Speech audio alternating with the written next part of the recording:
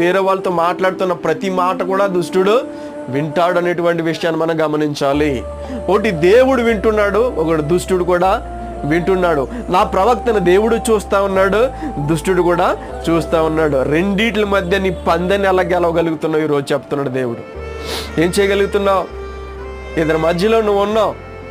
దేవుడితో మాట్లాడుతూ దేవుడితో ప్రవర్తించే ప్రతి ప్రవక్తను వాడు చూస్తూనే ఉన్నాడు.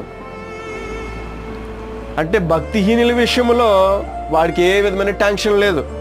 భక్తి చేయలేనటువంటి వారి విషయంలో ఏ విధమైన టెన్షన్ లేదు. ఒక 2 కాళ్ళు అవుట్ అయిపోయింది అనుకో, దాని గురించి అంత కష్టమేముంది, అది పడే ఉంటుంది మూలనే. అంతేగాని పరిగెట్టుకుని వెళ్ళిపోతున్న పక్షిని వేటాడాలనుకుంటాడు వాడు. పరిగెట్టే పక్షులు ఎవరంటే మనమే.